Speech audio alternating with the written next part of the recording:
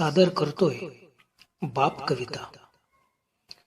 बाप स्वाभिमानी बाणा, बाप कणखर कणा, त्याच्या काळ जात सुद्धा लाजाळूची संवेदना.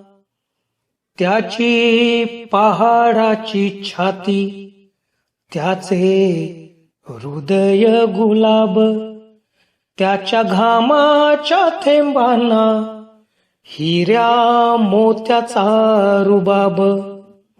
बाप तलवार ढाल, बाप पेटती मशाल, बाप जागतो म्हणून घर झोपते खुशाल.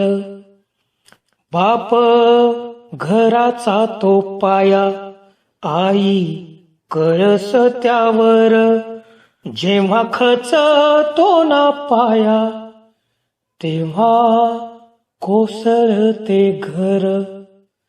उलाढाली करतो हा बाप फक्त घरासाठी, शिव्या शाप या जगाचे बाप घेतो सारे माथी.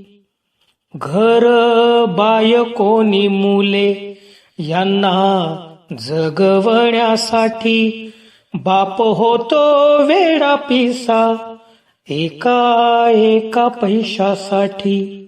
बाप म्हणजे जणू की वाल्या कोळ्याची जमात, ज्याच्या पापामध्ये कोणी नाही वाटेकरी होत. बाप म्हणजे रे कसा, जसा पाण्यातला मासा, त्याच्या डोळ्यातला थेंब कुणा दिसणार कसा. बाप आपल्याला रडताना कधीच दिसत नाही, पण तो त्याचे सगळे अश्रू फक्त एका क्षणांसाठी राखून ठेवतो, आणि तो क्षण म्हणजे बाप साठवतो अश्रू वाट पाहित्या क्षणांची.